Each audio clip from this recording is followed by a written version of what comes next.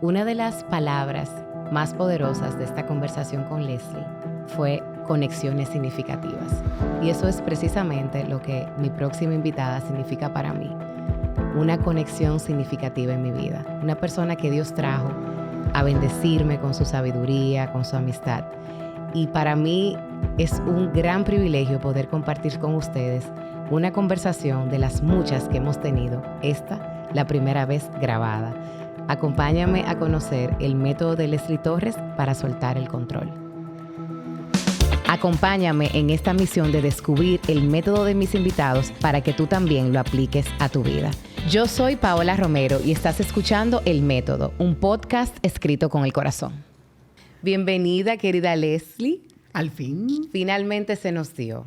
Señores, yo espero en el Señor que el Espíritu Santo nos ayude a que esta conversación sea una como de las tantas conversaciones que hemos tenido que yo hubiese querido como que haya una cámara y estar grabando lo valioso de nuestra amistad. Amén. Eres una amiga muy querida y estoy muy agradecida de tenerte aquí. Yo también estoy muy agradecida del regalo de tu vida, en la mía. Tú ves, yo la amo y es tan bella. Leslie, tú sabes que la última conversación que tuvimos hablamos mucho sobre soltar el control. Y yo recuerdo que ese día fue Dios que me llevó a tu casa porque yo tenía muchísimas cosas, iba a ir cerca, le dije, man, vamos a tomar un café. A mí mi tarde se me desocupó, se te desocupó la tuya y duramos como 4 horas hablando. Y yo dije, tenemos que hacer un método sobre soltar el control. A mí se me dificulta mucho soltar el control. Yo sé que yo tengo un tema con el control, pero estoy segura que muchas personas también que nos ven y nos escuchan tienen esa misma situación. ¿Qué es el control para ti? Una ilusión. El control es una ilusión. Es algo a lo que nosotros recurrimos para asumir confort ante situaciones que nos desestabilizan y nos da la idea de que podemos tener control de algo, pero es mentira, el control es una ilusión. Eso es. Y yo, cuando tú me dijiste, vamos a grabar el método, digo, bueno, yo podré hablar de lo que es ser una controladora en recuperación. Así que yo tengo esperanza. Es en recuperación, pero esa tarea no está completada. No está lista todavía. Puedo entenderte perfectamente porque es algo que me pasa muchísimo. Cuando veo tu vida y veo tu trayectoria y pienso en la palabra control y veo como lo distante que son una cosa de la otra, ¿eso es algo que simplemente se dio o tú lo planificaste? ¿Cómo ha sido ese camino para ti? No lo planifiqué. Lo que pasa es que la trampa del control es que da resultado. Es que temporalmente da resultado. Es un mecanismo de defensa que en mí se instaló en la niñez, en la adolescencia. Yo lo veo, o sea, tengo claridad de en qué momentos se asumió esto. Pero cuando tú empiezas a asumir control, a salvar, a servir, a buscar amor en el servicio a otros, a buscar aceptación en la perfección y el control de las cosas, eso da frutos por un tiempo. Y a mí me dio frutos académicos, me dio frutos en mi apostolado y me dio frutos profesionales. Incluso me generó una identidad, la identidad de la montra. Entonces, esa sensación de flexibilidad, buena, sí, donde yo caigo parada, puedo aprender, puedo tomar, puedo gerenciar muy bien, puedo gestionar crisis y ese tipo de cosas. Y entonces, te da ese fruto temporal hasta que llega el momento que tú te chocas con la pared. ¿Y cuál es esa pared? La pared de la realidad. O sea, la pared de cuando el cuerpo te dice ya. En mi caso fue la enfermedad. O sea, yo me enfermé. De vivir así en esa búsqueda de perfección, en esa búsqueda de control. 2016 fue como el año de la verdad. Me enfermé. Desarrollé una condición autoinmune. Las condiciones autoinmunes están muy relacionadas con el tema del control, del estrés, del cortisol alto, de la inflamación en el cuerpo, de ese estado de alerta permanente. Y nada, la vida, Dios, en lo que tú creas, me sentó. Y cuando me sentó, ahí fue que me di cuenta, ups, no tengo control de nada. Y tú entiendes que cuando tú soltaste el control en ese momento, que te chocaste con esa pared, ¿cuál ha sido el fruto de eso en tu vida, además de tu emprendimiento, tu familia? ¿Qué otras cosas tú has visto? Muchísimos frutos, porque cuando... Bueno, y yo te diría, no fue en ese momento. Cada vez, porque repito, soy una controladora en recuperación. Entonces, Dios es muy misericordioso conmigo y cada vez que yo vuelvo a los mismos ritmos, Él busca una manera de sentarme. Yo te dije la del 2016, te puedo contar la del 2020. O sea, cada vez hay como momentos donde calma, Él me desacelera, ¿verdad? Entonces, los frutos son volver a conectar con lo auténtico, volver a conectar con las relaciones, pero sobre todo el fruto de soltar el control, yo creo que es la verdadera felicidad, porque es la felicidad de quien sabe que Dios está cerca, de quien sabe que está en las manos de Dios, de quien sabe que es sostenida por algo más fuerte y que no tienes que autosostenerte a ti. Eso es liberador. Darte cuenta que no tienes que autosostenerte, que no tienes que salvarlo todo, que no tienes que tenerlo todo previsto. Y entonces el fruto es la paz.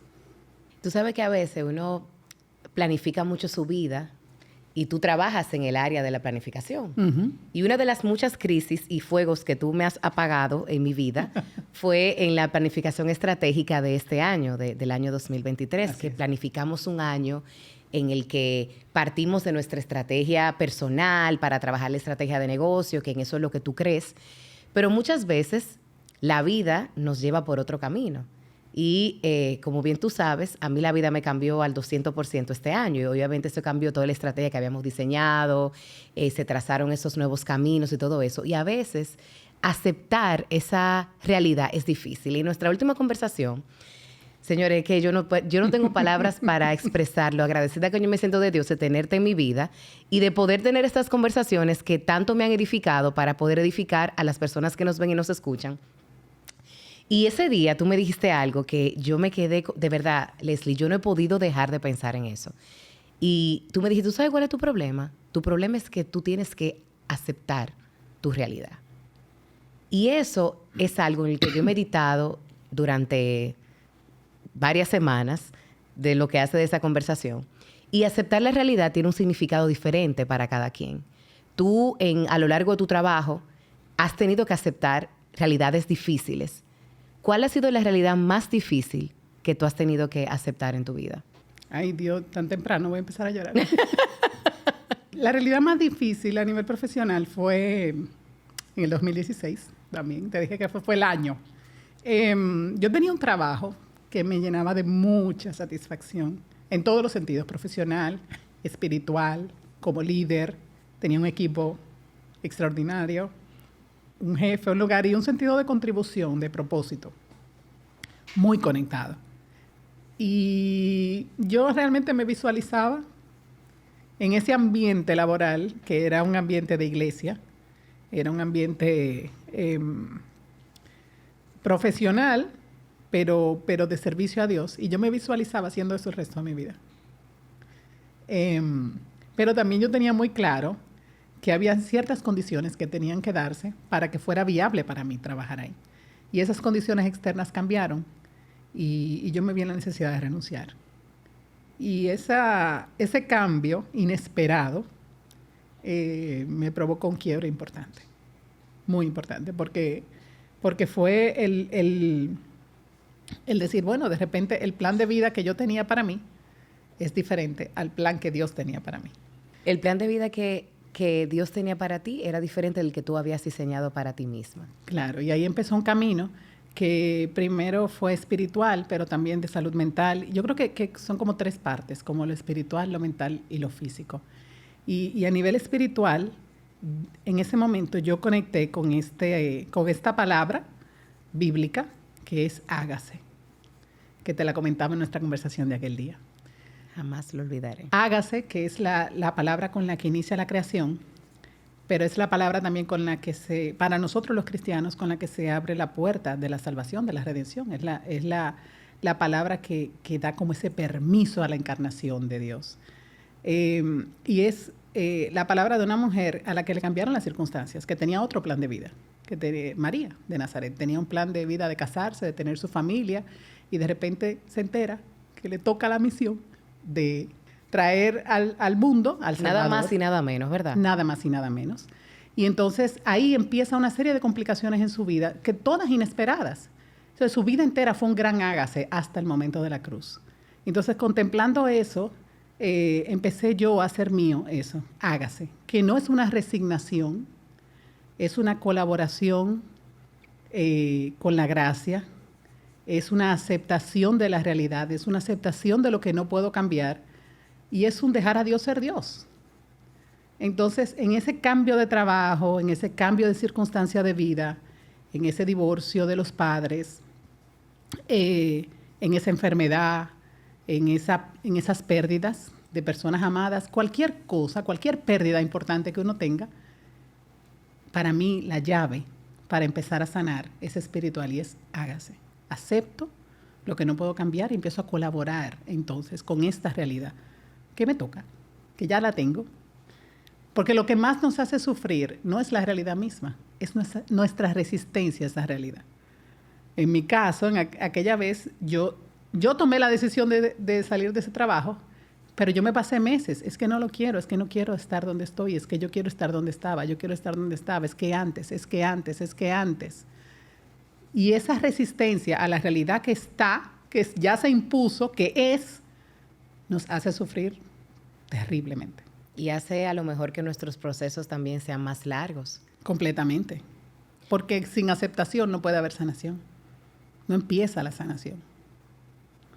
Sin aceptación no puede haber sanación. Ay, Dios. De verdad que con Leslie yo quisiera andar con una libreta y una libreta de apuntes todo el tiempo. Tú sabes que, Leslie, que justamente esta semana, ayer, me pasó algo en lo que te recordé mucho. Sara le tocaba ser Esther en un personaje del colegio. Yo pedí el disfraz con tiempo. Y aunque pedí el disfraz con tiempo, realmente no le di el seguimiento de estar pendiente cuando llegara. La niña me acordó, yo alistándome para ir para una actividad a las 8 de la noche. Mami, recuerda que mañana es la obra. Yo chequeé, el paquete ya con el disfraz había llegado, pero estaba cerrado ya el lugar. O sea, yo le escribí a la profesora para ver a qué hora era la obra. No sabe si era a las 8, si era a las 9, si era a las 11. Mi hija es muy diferente a mí. Tú sabes que Sara es cuadrada. Ella es súper metódica, súper estructurada, súper puntual. Y yo le dije, ¿tú sabes qué, mamá? Mira, ella se quiso como preocupar y le dije, mira, yo te prometo. Le dije, ¿tú confías en mí? Ella me dijo, sí, mami. Yo le dije, pues yo te prometo que mañana tú vas a ser la Esther más bella que tú hayas visto en toda tu vida. Y ella se quedó tranquila. Yo no sabía a qué hora era la obra, a qué hora habría verme cargo para buscar el paquete, nada. Pues sucede que yo busqué la manera, gracias a Dios, la profesora me dijo que la obra era a las 11 de la mañana, me daba tiempo. El asunto es que me llamó mucho la atención que al otro día la niña se va a despedir de mí para irse para el colegio, no me menciona nada. Ella tuvo una confianza tan plena y absoluta que yo iba a resolver, pero una confianza que yo ni yo misma la tenía en mí misma porque yo no sabía cómo iba a resolver. Y eso me trabajó y pensé mucho en lo que hablamos, de esa conversación de dejar ir, de tener el control. Y me di cuenta, yo creo en Dios, pero ¿qué tanto yo confío en Dios? Y pensé mucho en esa conversación del hágase, de soltar el control, porque si una niña pudo confiar en su imperfecta, que ella sabe qué tan imperfecta madre tiene en cuanto a ese tipo de cosas. Coordinación de Exacto, a la coordinación de eventos.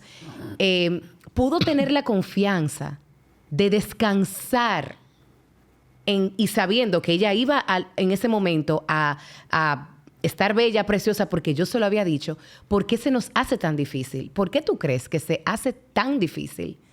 Porque nosotros creemos que los planes de nosotros son mejores que los de Dios. Y ahí es donde se tranca el juego. Sin embargo, cuando no se está haciendo mi voluntad en mi vida, yo puedo tener la certeza que se está haciendo la de Dios, porque la mía no se está haciendo.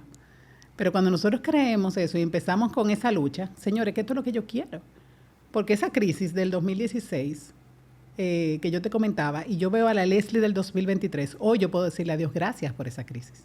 Gracias por el desarraigo, gracias por el desapego, gracias por el crecimiento humano, la madurez que me trajo incluso la próxima etapa profesional, donde crecí humanamente muchísimo. Todo eso me preparó para estar donde yo estaba hoy, donde estoy hoy. Entonces los planes de Dios son buenos, son agradables, son perfectos. Y a veces hay cosas que pasan que yo creo que no era lo que Dios quería para nosotros, porque ahí intervienen muchas cosas, interviene la libertad del otro, interviene el pecado, que otro haga algo mal, las consecuencias de la vida, hay cosas que pasan. Pero sí, cuando nosotros podemos apegarnos de esa promesa de que todas las cosas obran para el bien de aquellos que aman a Dios, de que Él va a sacar bien de esto que hoy para mí es incómodo, es molesto, es indeseado, de que si yo lo vivo acompañado, yo voy a crecer, yo voy a cosechar frutos, entonces yo me puedo ir para el colegio tranquila porque mi mamá va a resolver, porque los planes de mi mamá son mejores que los míos. Ella no tenía idea, Sara no tenía idea cómo iba a ser su disfraz de Esther. Ella confiaba que los planes de su mamá eran mejor que los de ella. Y ahí es donde viene que seamos como niños. Por eso el Señor nos invita a ser como niños. Una confianza y un descanso absoluto. Absoluto, absoluto. Eso es lo que nos cuesta. Cuando nosotros queremos, ven, Señor, que mis planes son mejores. Déjame el control a mí. Señor, ven que yo soy la que sé de esto. Y Él sabe más. Nosotros, a veces, se nos olvida con qué Dios nosotros estamos bregando, dicho en buen dominicano. Wow. O sea, nosotros no le planteamos o entendemos que nosotros tenemos mejores ideas para mejorar las finanzas de nuestro negocio y nosotros estamos ante el Dios que multiplicó panes y peces. Nosotros creemos que tenemos las mejores ideas para liderar nuestro equipo y nosotros estamos ante aquel que ha constituido la misión más grande de la historia de la humanidad con 12 hombres muy imperfectos, llenos de defectos. Entonces, ¿qué problema uno tiene? ¿Te traicionaron? Él sabe de eso. ¿Te calumniaron? Él sabe de eso. ¿No te alcanza el dinero? Él sabe de eso. ¿Tu equipo no te rinde? Él sabe de eso. ¿No saben para dónde va? Él sabe de eso. Entonces, Él siempre sabe mejor, pero nos cuesta soltar porque nosotros creemos que sabemos más. Es soberbia, no es otra cosa. Wow. Es soberbia. Es soberbia. Necedad. El pecado original. El pecado de Adán y Eva. Yo defino qué es el bien y el mal. Es eso. Nosotros queremos definir.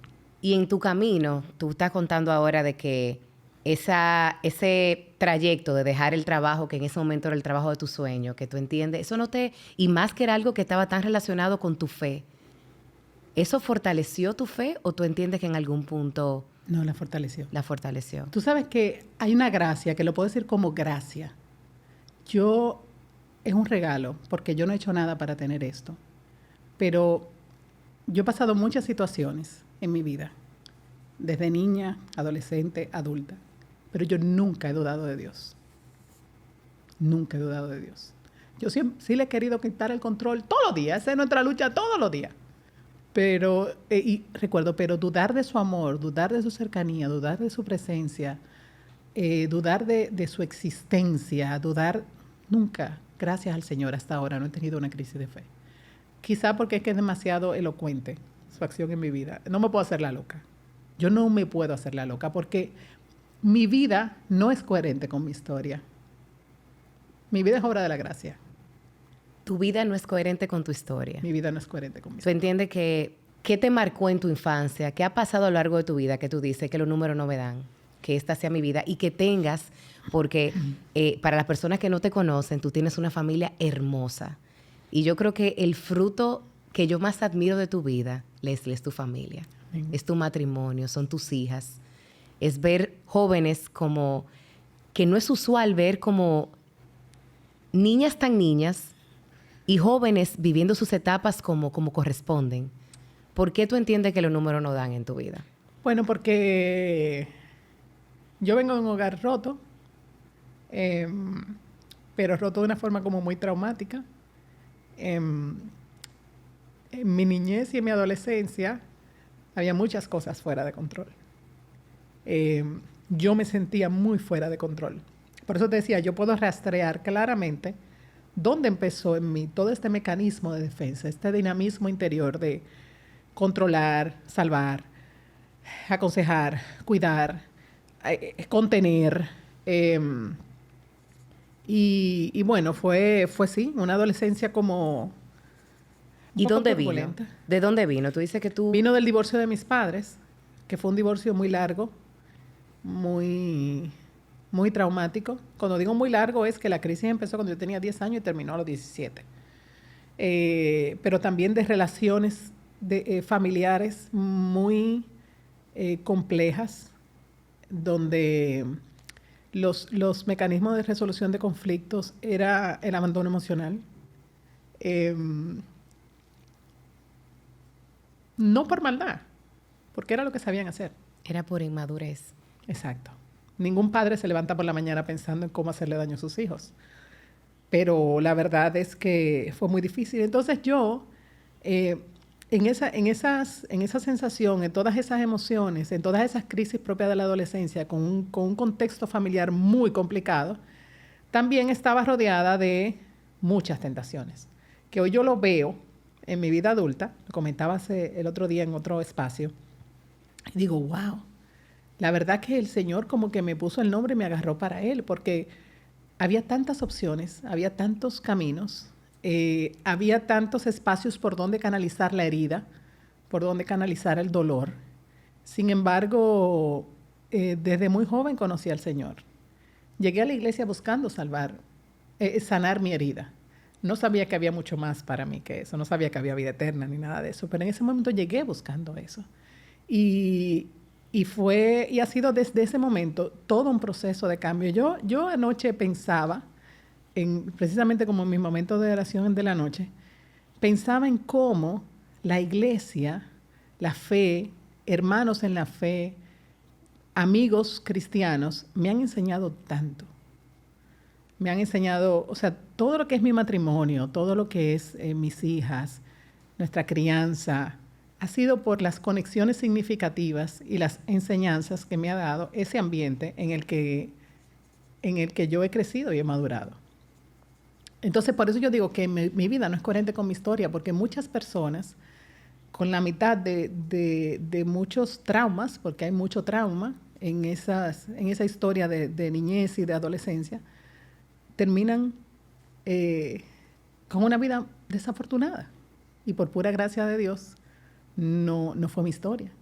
Mi primer gran regalo fue mi esposo. Que, bueno, no tengo que decirte, tú lo conoces. Enoch es una estrella. Es extraordinario. Y entonces, desde ahí, poder construir un proyecto de familia, de poder construir un proyecto de vida, canalizar todas esas energías de control y todo eso hacia cosas buenas, porque como yo te decía, ¿hacia dónde la canalicé? Hacia lo académico, hacia lo profesional, y es verdad que yo pagué un precio, pero la canalicé hacia cosas buenas. Entonces, eso es pura gracia, porque no fue una decisión consciente que yo dije, siendo una muchachita, de que ahora me voy a ir por aquí. Dios me sedujo, me atrajo para Él. Qué hermoso. Y es tan bonito, Leslie, porque tú eres una gran profesional. Eres una mujer que operas en tu carrera desde el don que tienes de conectar con el propósito de Dios y ayudarnos a nosotros a conocer ese propósito de Dios. ¿Cómo tú entiendes que este camino por el que Dios te ha traído ha impactado la vida de tu familia, tus decisiones profesionales, ha impactado la vida de tu familia ahora? Las decisiones recientes, bueno, en general, todas mis decisiones tienen una jerarquía de valores muy clara. De hecho, en muchos momentos de mi vida, yo desaceleré mi carrera profesional.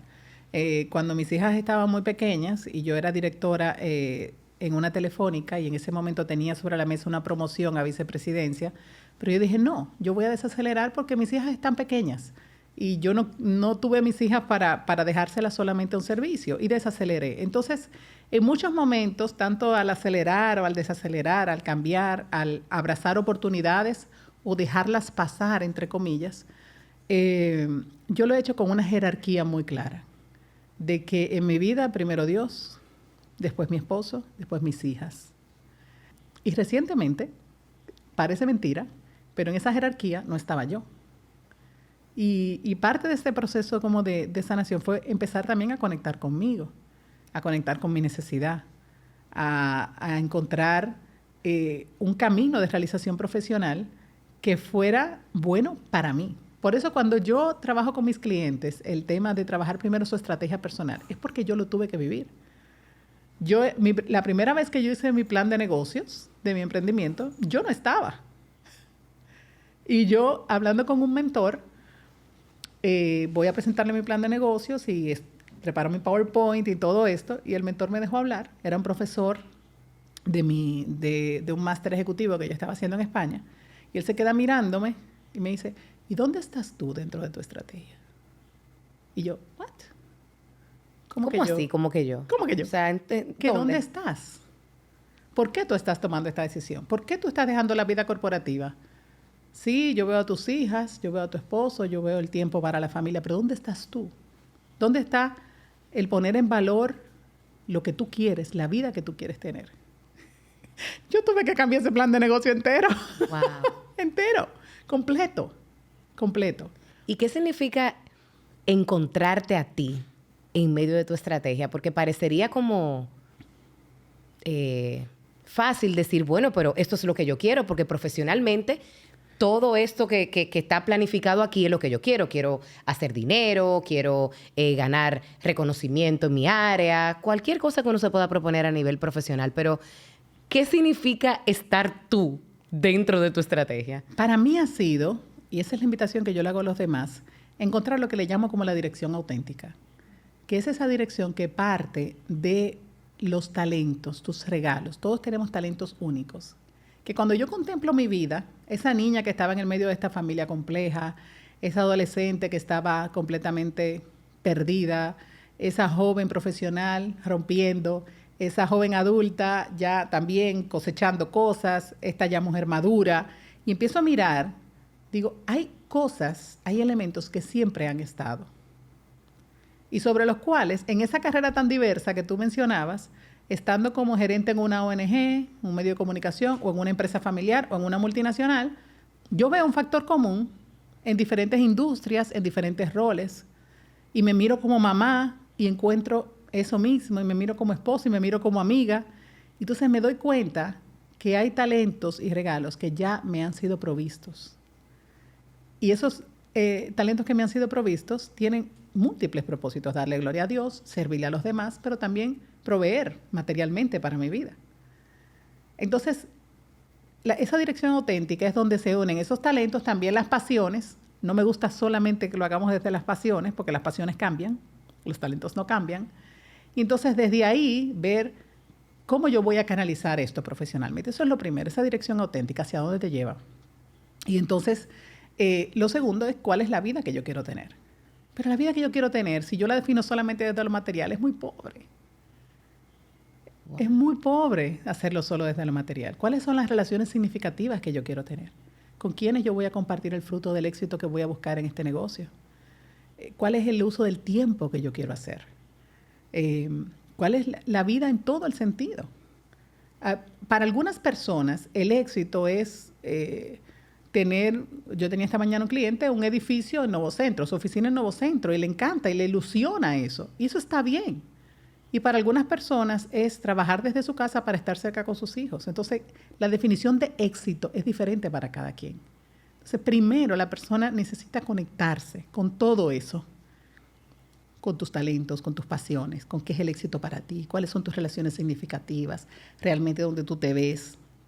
Y desde ahí construir o un rol profesional, porque no solamente trabajo con emprendedores, también con altos directivos. Uh-huh.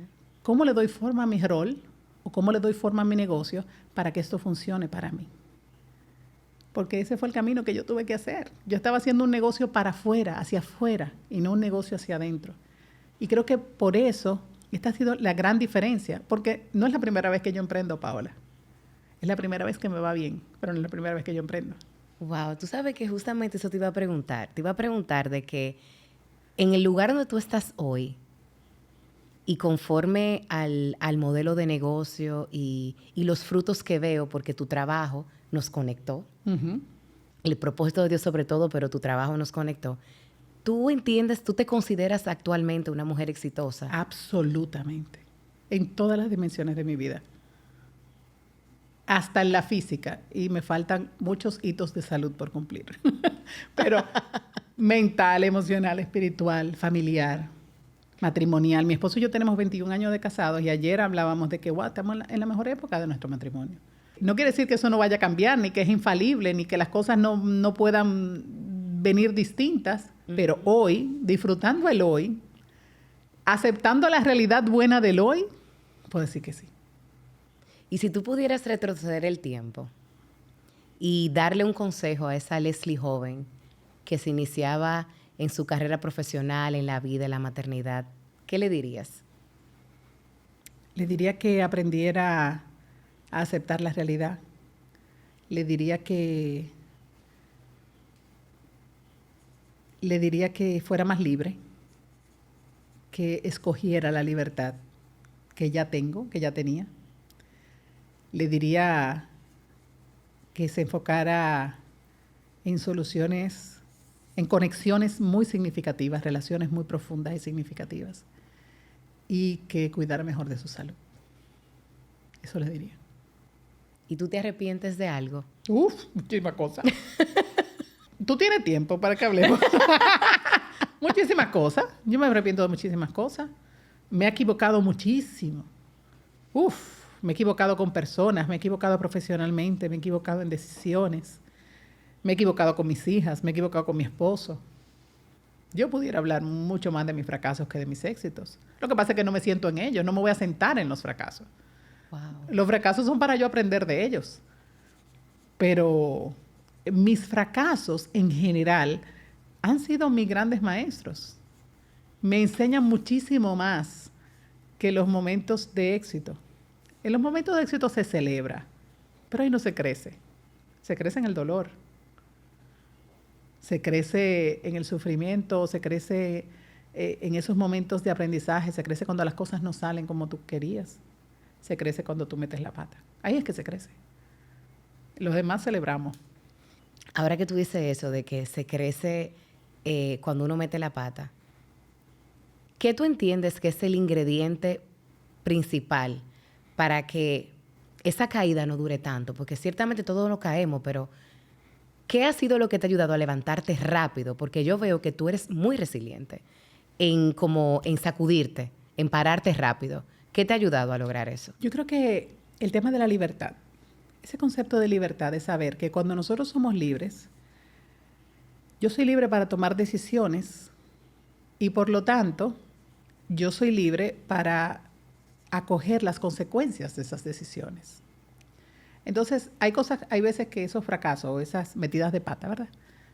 A veces son porque hicimos una mala decisión, pero a veces hacemos una decisión con muy buena intención o con la información que teníamos y sale mal. Entonces, conectar con mi libertad me ayuda a no caer en una mentalidad de víctima, a no caer en una mentalidad de pobrecita yo, sino de que, ok, bien, esto está mal, ahora, ¿qué está en mi control? No en mi control, ¿qué está en mi espacio de influencia? ¿Qué yo puedo hacer? Porque yo soy libre para elegir mis actitudes, yo soy libre para elegir mis respuestas, yo soy libre para volver a empezar. Entonces, claro, viene la metida de patas, reaccionamos como no es, tenemos actitudes incorrectas, pero la libertad me permite romper ese ciclo. La conciencia de libertad, la libertad de los hijos de Dios. Nosotros somos tan libres, Paola, que somos tan libres de no amarle. Nosotros somos tan libres que somos libres de no responderle, de no corresponder a su amor. Así de libres nos hizo Dios. Entonces, esa libertad es la que nos lleva a la resiliencia. Reconocer esa libertad, apoderarme de esa libertad, que yo soy libre. Y como libre no soy víctima de las circunstancias. Es lo que tú eliges ser. Es lo que yo elijo. Es como yo elijo responder, es la actitud que yo elijo ver. Es que de repente tú tienes un conflicto con una persona o te enojas con tu esposo, con tu hijo. Y hay un momento de emoción que tú no lo puedes controlar, ese momento de ira. Ese no lo podemos controlar. Ese llega. Ahora, después que pasa un ratito, yo puedo elegir si yo me voy a quedar enganchada en ese enojo, en esa ira, o si yo puedo empezar a buscar la buena intención que había detrás, o puedo empezar a buscar las circunstancias del otro, por qué el otro actuó así, qué pasó. quizás está cansado, quizás está cansada, lo que sea. Entonces, yo soy libre de engancharme en lo negativo o soy libre de soltar lo negativo. Y esa conciencia de libertad, que es una conciencia creciente, muy imperfecta en mí, pero es lo que me va ayudando. No era tan resiliente antes, me quedaba mucho más tiempo en las situaciones. Ahora cada vez lo acorto más, porque cada vez soy más consciente de mi libertad. Creo que me estoy poniendo vieja. ¿Sabes? Que es muy irónico que tú mencionas el tema de la libertad. Y en un método de cómo soltar el control, la palabra libertad pudiera darnos, se oye como tan poderosa, tan como yo soy libre de hacer lo que quiera, como si uno realmente pudiera controlar algo. ¿Qué tú entiendes? Porque ahí como que cuando hablaste de libertad e insististe, una de las cosas que anoté, te voy a revelar ese pedacito, puse que, déjame ver, porque que tú eres una mujer tan profunda, de que escoger la libertad es parte de soltar el control. Pero es que el concepto de libertad que uno conoce es como de yo puedo hacer lo que quiera, es como de almightiness, como de ser como poderoso, de creer que uno realmente puede influenciar en las cosas que pueden pasar. ¿Por qué la libertad económica? La libertad económica es yo ser libre de yo comprar lo que quiera sin mirar los precios, ¿verdad? Entonces, este concepto de libertad que tú nos das es una libertad que nos acerca como a la paz. Voy a tomar ese mismo ejemplo financiero que tú decías. Yo creo que la libertad, yo la miro como en 3 dimensiones: tiempo, dinero y relaciones. Pero tomando el dinero, se ve mucho así. La libertad es yo poder comprar todo lo que yo quiera sin ver el precio. Uh-huh. Y esa mentalidad nos lleva a un consumismo. Y el consumismo lo único que nos hace es ser presos, no nos hace libres. Nos hace presos de las modas, de las tendencias, de lo que la gente cree, del impacto que voy a llegar con la cartera que me tengo enganchada, todo eso. Sin embargo, cuando yo hablo de libertad, hablo de una libertad diferente. Es de no necesitar esas cosas. Soy libre de necesitar esa cartera. Que si me la quiero comprar, me la compro, pero no porque la necesite para sentirme valiosa. Lo mismo con el tiempo. Yo puedo decir libre de tiempo, pero ¿qué es libertad de tiempo? Es libre de decir que no. Es que yo puedo estar toda la tarde con una amiga porque yo lo elegí, pero no dejarme arrebatar el tiempo. Yo elijo, yo soy libre. Yo elijo. Y ahí es donde te digo que hubo una parte del camino donde Leslie no estaba en las prioridades. Y conectar con Leslie fue empezar a decir, óyeme, es que puedo decir que no. Puedo a veces donar mi tiempo o donar mi trabajo a quien yo quiera, no a quien me lo arrebate, porque yo soy libre. Puedo ser libre de las cosas materiales. Y eso no quiere decir que no sea mujer, que no me gusta, que no compre maquillaje, que no compre cartera, zapatos y todas las cosas que a nosotros las mujeres nos gustan. Pero soy libre del consumismo, soy libre de las deudas. A eso yo llamo una libertad. Una libertad en las relaciones. En el sentido de que el control te lleva a estar en espacios que no te hacen bien. Porque a veces tú quieres salvar, porque tú quieres aconsejar, porque quieres quedar bien, porque estás crucificada en la cruz de la imagen. Sin embargo, la libertad es decir, no tengo que controlar ese espacio, puedo entrar hasta que me haga bien y puedo salir cuando ya no me hace bien. ¿Y qué tan importante fue para ti el autoconocimiento y conocer tu identidad para ser libre? Porque tú hablabas de que ser libre es tú no necesitar esa validación, pero tú necesitas conocerte y necesitas aceptarte y quererte como tú eres para tú poder no necesitar esa validación hacia afuera. ¿Cómo se vio ese camino para ti? El autoconocimiento yo creo que es una corona que uno no se la puede poner. Yo creía que me conocía hace 5 años. Sin embargo, el modo en el que me conozco hoy me era completamente ajeno en ese tiempo. Entonces yo creo que en la medida que nosotros vamos madurando, vamos creciendo, nos vamos acercando más a Dios, vamos haciendo más introspección, nos vamos conociendo más, pero eso es hondo, muy hondo. Eso no se termina nunca. El día que tú digas de que me puse el diploma, ya me conozco. Ya. Me hice una como prueba. Como ya sé leer, ya exacto, me conozco. Me hice una prueba de personalidad, me hice otra prueba de no sé qué, fui al psicólogo y ya me conozco. ¿Qué va? ¿Qué va? ¿Qué va? Si recientemente estaba yo en un proceso terapéutico precisamente para creerme lo que los demás veían de mí, porque yo no lo estaba viendo. O sea, es un proceso que no se termina nunca. Yo no te puedo decir cómo hacerlo, no lo sé. Ahí no te puedo dar el método. Es algo que de todos los días. Un fluir. No, me funciona un mirarme todos los días. Tú sabes que la palabra fluir no me gusta. Yo te iba a preguntar, tú sabes que mi próxima pregunta era qué significa cuando tú escuchas la palabra fluir, ¿qué significa para ti fluir? Mira lo que pasa. La razón por la que no me gusta es porque los fluidos son líquidos. Y pensar en mí misma como un ser humano líquido, sin consistencia, no me gusta. Wow. No me gusta porque el líquido toma la forma del envase donde tú lo pongas, el agua, toma la forma de ese vaso. Y yo creo que la sociedad de hoy necesita que nosotros tengamos un poquito más de consistencia, un poquito más de carácter, un poquito más de hondura. Me gusta más el hágase, el aceptar. Acepto lo que no puedo cambiar y trabajo con eso. Pero el fluir, cuando lo llevamos al exceso, y lo he visto muchas veces, cuando se lleva al exceso es como que, ok, hay un extremo, que es el control, y el fluir excesivamente es otro extremo que me parece insano. No quiere decir que un día no vamos a fluir, ok, Claro. bien, vamos a fluir, pero Claro. hacer de eso una filosofía de vida creo que puede ser un red flag. Wow. Y definitivamente que tú me acabas de cambiar el concepto de la palabra fluir para mí. Porque, o sea, el fluir para mí era como... Es que de verdad, Leslie, mi tema con el control es una cosa tan grande que cuando cuando me arreglan las uñas, la muchacha del salón me hace así, como suelta los dedos. Porque yo quiero tener como... Es algo que yo como que no logro identificar al 100%. Y fluir es como dejarme llevar. Pero eso que tú dices de tener límites y tener consistencia, oye, es que la mujer es tan profunda que ella pensó que la palabra fluir viene de fluido, que el fluido coge la forma que tú Leslie.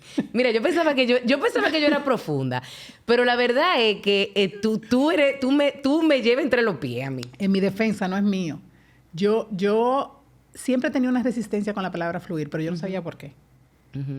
Y hablando con mi director espiritual, me explicó por qué. Me dijo que el fluido es líquido y tú no eres una mujer líquida. Wow. Y dije, claro, es verdad. Yo no soy Pero yo tampoco soy una mujer líquida. Tú no lo eres. Pues yo no claro que no. Con razón que yo no fluyo tanto como yo hubiese querido. Claro que no. Claro que no.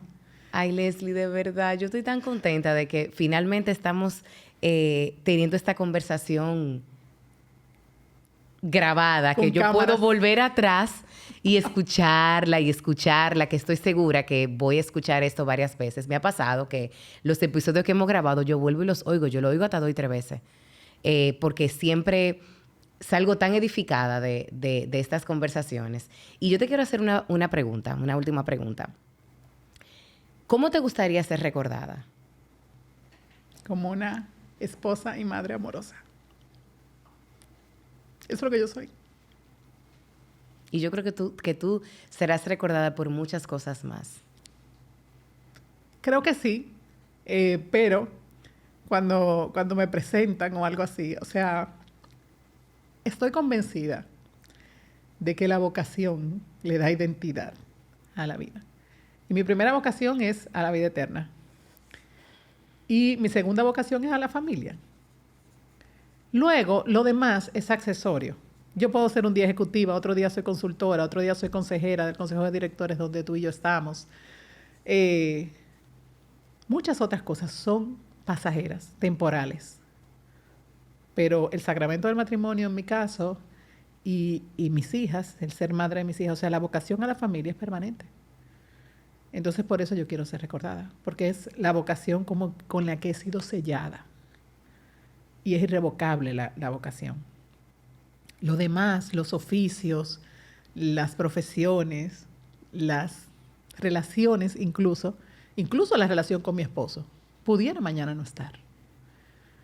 Pero la vocación a la familia es irrevocable. Y ese es el camino de santidad que Dios escogió para mí. Por eso yo quiero ser recordada así. Qué bella, Leslie. Definitivamente, tú eres una mujer con tanto de Dios para dar. Y lo más hermoso de eso es ver cómo tú pones ese talento, ese don que tienes de conectar con los propósitos de Dios para las personas y que esos propósitos lo puedan desarrollar en su vida diaria, en su vocación, en su carrera, en su familia. Tú no te imaginas, Leslie, lo mucho que yo te quiero, Y yo a ti. lo mucho que yo te agradezco Muchísimo. y de verdad la bendición que ha sido tu presencia en mi vida. Yo estoy 100% segura que este método va a edificar a muchísima gente, así como tu amistad y esta conversación ha hecho conmigo. Así que de verdad te agradezco demasiado Gracias. el haber sacado el espacio y el tiempo para venir. Gracias por la invitación y yo también doy gracias a Dios. Como te lo dije al principio, te lo repito ahora, doy muchas gracias por el regalo de tu vida en la mía. Porque creo que esto es muy de Dios. Desde aquel primer café hasta todos los cafecitos, las conversaciones y los viajes de carretera que el Señor tenga preparados para nosotros. Que ojalá en el sean futuro. muchos. Así es. Gracias, Leslie. Gracias a ti por la invitación. De esta conversación con mi amiga Leslie me llevo muchas cosas. El método de soltar el control puede verse diferente para cada quien. Sin embargo, me quedo con confiar en la gracia, dejando que Dios sea Dios. Me encantó la frase de colaborando con la gracia en lugar de controlar lo que sucede. Entender que todo pasa, por lo que hay que vivir cada etapa con aceptación de nuestra realidad. Aprendí además que no debemos sentarnos en nuestros fracasos. Debemos ver el lado positivo de las cosas y encontrar el propósito detrás de todo lo que nos sucede. Esa frase hágase, esa palabra, realmente me impactó. Entendí que hágase es confiar en el proceso. Una de las cosas más valiosas de esta conversación también fue escoger la libertad. Ser libre es elegir voluntariamente soltar el control. Es no necesitar, sino elegir.